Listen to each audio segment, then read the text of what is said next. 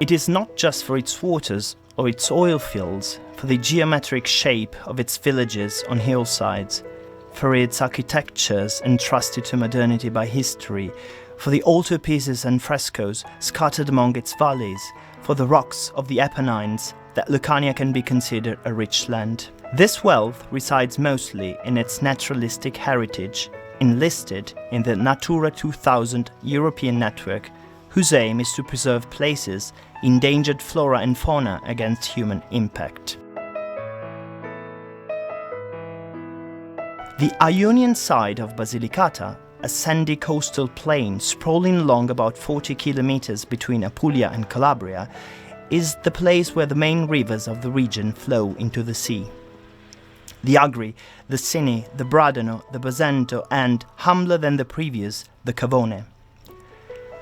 These rivers flow through such lush greenery, bordered by thick tree tunnels made of arched poplar and willow branches, Mediterranean maquis, tangles of laurels and downy oaks clinging to the gently sloping hills, where citrus and olive trees alternate with wreathed thickets, whispering mysterious earthly messages in the wind, and small blooms worthy of a botanic garden.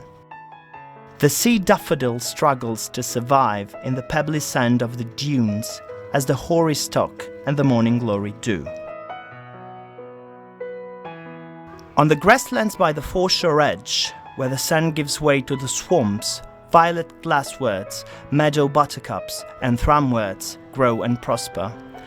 Junipers sprout here and there, whereas the ephedra, a threatened plant with cones in the shape of reddish drupelets, peeps out in the WWF Natural Reserve of Bosco Pantano di Policoro. Among these plants by the shoreline, the plover, a small, long-legged bird well fit for long runs, and the tiny, pale grey-feathered curlew sandpiper gracefully hop. Meanwhile, the sedge warblers rustle hiding behind the reed thickets, whereas the penduline tits build their pear-shaped nests which dangle from poplar and willow branches. But the true lord of these lands is the osprey, which, after a long and circular patrol in the air, patiently awaiting the proper time to strike, dives spectacularly into the water to grab its prey with its hooked beak. It then reemerges and flies towards the treetops, almost as if exiting the scene behind a leafy curtain separating the shore from the rest of the world. Hermann's tortoises, with their carapaces in black and yellow hues, lie calm and patient, while pond terrapins, in their round black shells, seek relief peeping out of muddy puddles. The coastline of Maratea stretches for about 30 kilometers over the Gulf of Policastro. The presence of carbonate minerals in the soil resulted in the calcification of the landscape, enriching its territory with freshwater springs flowing into the river Noce. The caves, located mainly along the coast, have been included in the Italian Sea Cave list, though some are still closed to the public. Inside these caves, different species of Chiroptera, as well as the Pinna nobilis, the largest bivalve mollusk in the Mediterranean, have been discovered. The characteristic of this coastline is that it rears abruptly from sea level up to 1,000 meters of height, with amazing cliffs and crags. The non-rocky spots of the coastline are covered in thick woods of high oaks and ilex trees, along with myrtle and mastic bushes. Patches of spurges and junipers, along with many other herbaceous species, forming proper gramineous fields, break the extensive cliffy areas.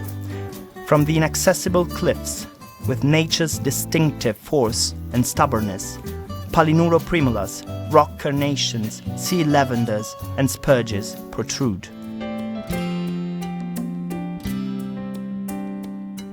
On the hillside overlooking the sea, there are mossy oaks, ilexes, maples, ashes, and, around Trechina, chestnuts. The undergrowth is a staggering mantle of evergreen roses, sage, buttercup, ivy, rosemary, and asparagus. The discgrasses' long leaves are cut to make wickerwork baskets and enclosures for demijohns.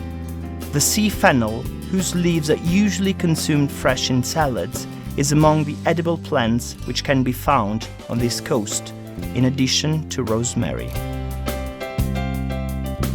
Still used today in pharmaceuticals and cosmetics, the pods of the carob tree, an endangered species native of the Middle East but widespread all over the Mediterranean basin, were a great dietary resource in the past. The shiny and smooth carob seed, called keration in Greek, has long been used for weighing precious metal and gemstones, hence the name carrot. The ridges peak at Mount Corcovelo, home to a number of migratory birds, including the short-toed snake eagle, the black kite, and the nightjar, as well as sedentary birds like the peregrine falcon and the red kite.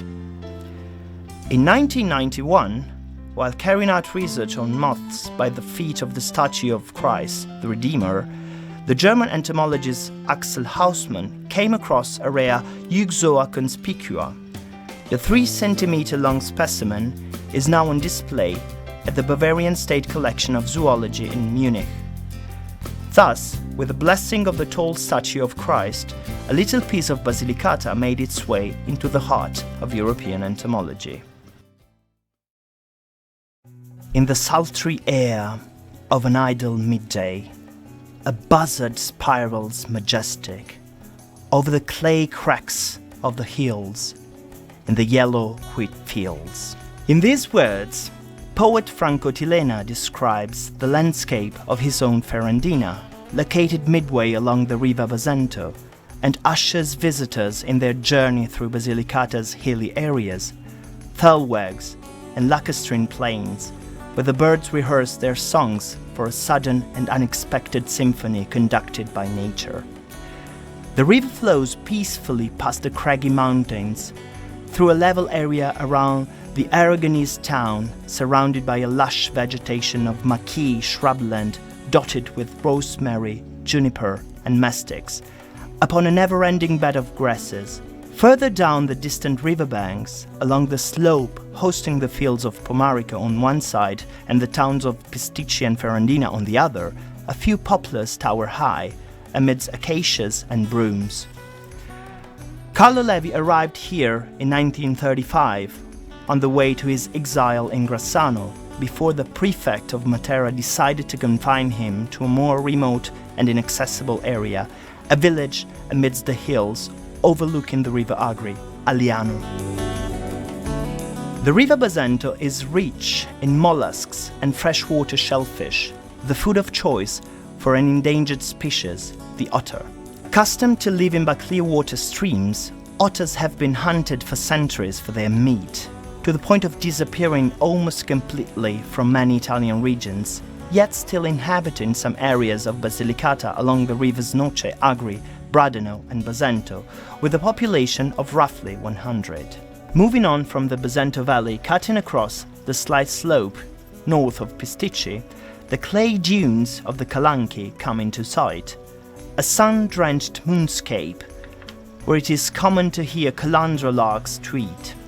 Writing about this endless sea of pinnacles stretching at the foot of Aliano, Levi described how time seemed to stand still upon that desolate, whitish sea over which the grey shadows of the clouds hung. Levi would contemplate the perpendicular cliffs of the Fossa del Bersagliere, and it appeared to him as if the sun had dived steeply down those walls, and it had sunk to the bottom like a wounded lion. A long time ago, this place used to be all sea, and the sandy depths surfacing over the millennia shaped a moonscape where fantasies and thoughts crystallize. Along the left bank of the Basento River, on the Murgia of Matera, a clay and calcarnite soil encloses the crypts, which served as dwellings for the Basilian monks during the Middle Ages. The skillful hands of frescoists left us an incredible number of works, many of which can still be seen in the rupestron churches of Santa Maria de Olivara, San Nicola dei Greci, Santa Maria de Idris, and Peccato Originale. The wild cat, an animal men appear to be very dear of, is widespread in these lands. Not much different from domestic cats, wild cats possess a remarkable sense of smell, exceptional hearing, and extraordinary sight, which allows them to prowl in the dark. Wild cats point their prey, sneaking stealthily, then abruptly pouncing, and rarely missing. The valley of Noce spread across Loria and Maratea and the territory around the Pietra del Pertusillo Dam, bordered by Spinoso, Montemuro, Grumento, and San Martino d'Agri, are mainly shady and wooded. Turkey oaks, maples, common hornbeams, and oaks fill up these wonderful places, attracting tourists in love with nature. Among these woods, kites, lesser kestrels, and grey herons nest. By the banks of the river, as by the Bradano, otters set up their holes. South of Pietra del Pertusillo Dam, the river Agri flows through the Murge di Sant'Oronzio, sheltering several endangered species, migratory birds becoming fewer and fewer in the rest of Italy, such as griffon vultures, white scavenger vultures, and black storks. Wolves, whose number is constantly decreasing, a series of small vertebrates such as spectacled salamanders, tree frogs, green toads, and newts. The WWF Natural Reserve of Lago Pantano di Pignola is bordered by a broad marsh with patches of different natural environments, which make the ideal stopover site along the flyway of migratory birds, luring them with nourishment and shelter. Great crested grebes and coots are amongst the regular species that can be found here. Since 1963, the National Reserve of Grotticelle di Monticchio is home to the Bramea, the so-called owl moth, as well as tiger lilies and lady orchids.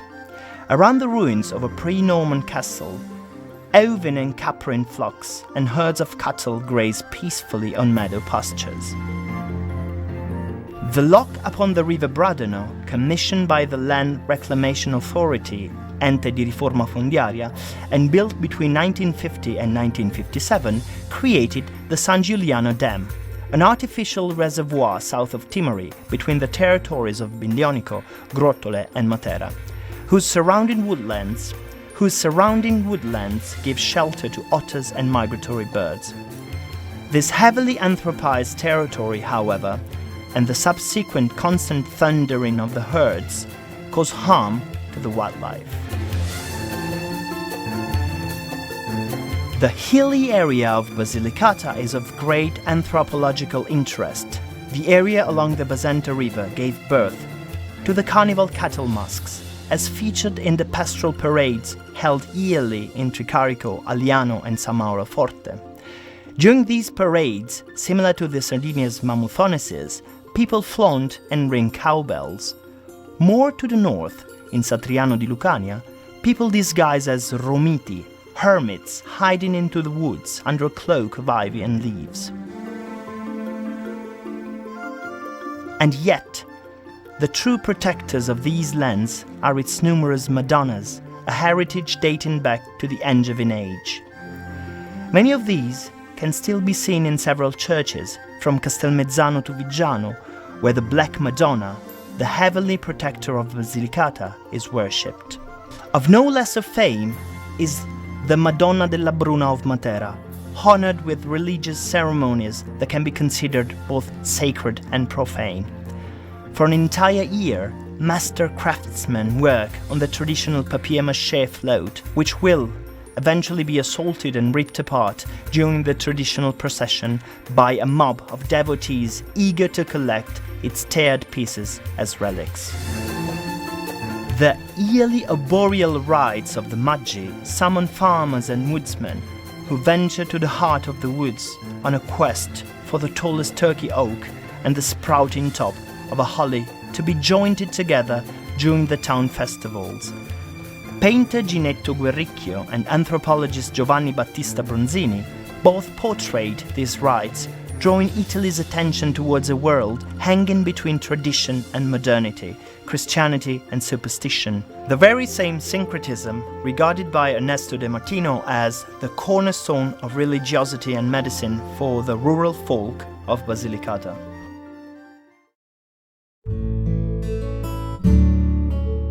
The Apennines stretch seamlessly across the western part of the Basilicata region, creating a big ecological chain that separates the Agri and Basento valleys and includes the Maddalena Peaks and Mounts Volturino, Saraceno, Serra di Calvello, Caldarosa and Viggiano, with summits as high as 1,800 meters. The rocky tops of the Dolomiti Lucane lie southeast of Potenza, Mount Vulture's volcanic complex north, whereas in the southern part of Basilicata are Mount Cirino, the Pollino Massif and Mount Alpi. To the east, the Apennines Peak and Monti Lifoi and Mount Carmine.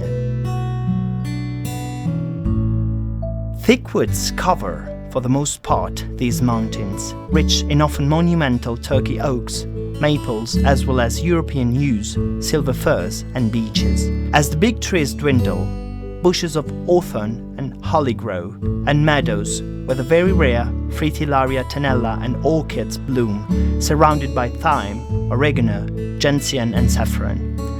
The Black Madonna is enshrined and worshipped at the sanctum located on Mount Viggiano. Twice a year, a long procession starting at dawn's first light escorts the statue of the Black Virgin Mary to this dizzying peak in May, then back to the town basilica in September. Mount Vulture soars up in the northeastern part of Basilicata, an inactive volcano whose crater lakes are known by the name of Laghi di Monticchio. The Vulture boasts about 60 mineral water springs, already renowned in the times of Frederick II.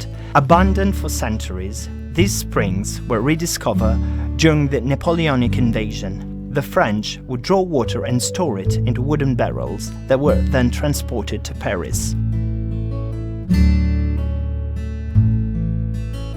The lakes are surrounded by thick woods of beeches and, further away, chestnuts, which for centuries have been a true wealth for the peasants. These woods give shelter to many animals: wildcats, otters, porcupines, badgers, harriers, buzzards, peregrine falcons, red kites, and small coloured flycatchers.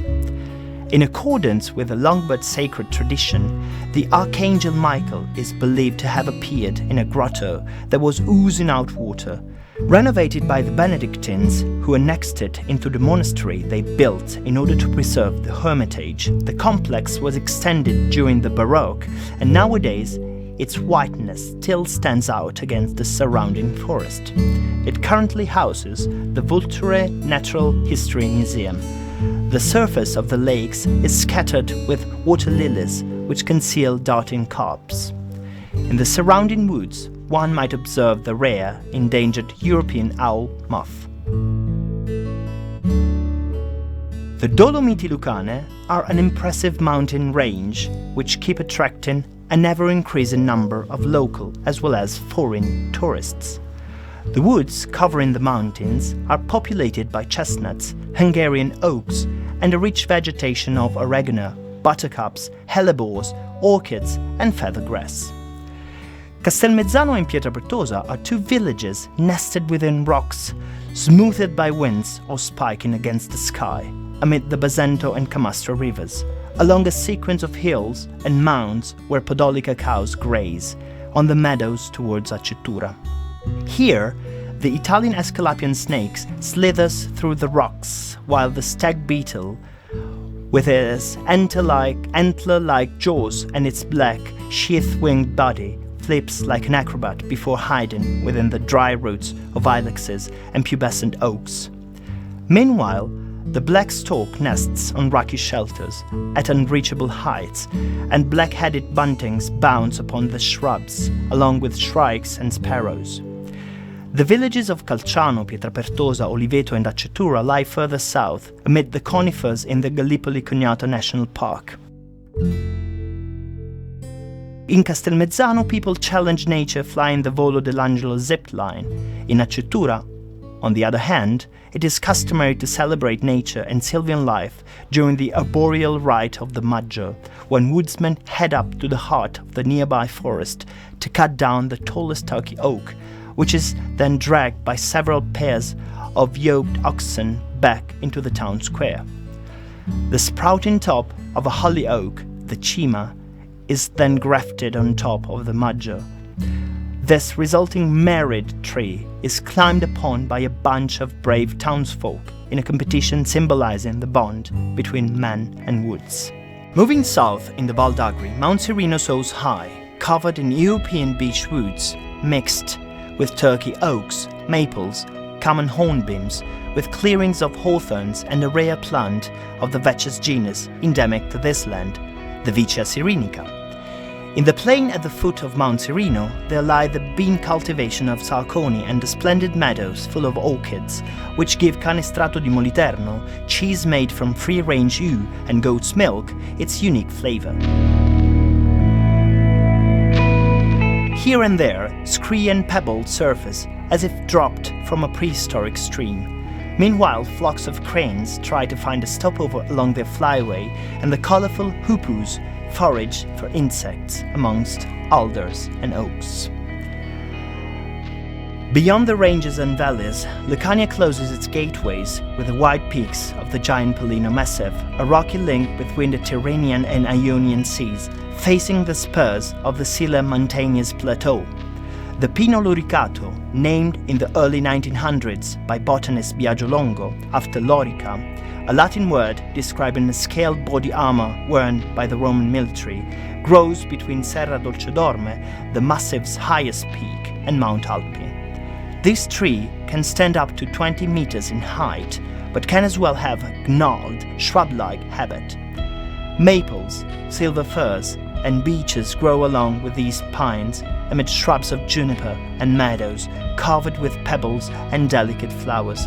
The gold stryficher, a now endangered insect already described by Pliny the Elder, makes the meadows pastures at the foot of the Pollino insidious to livestock.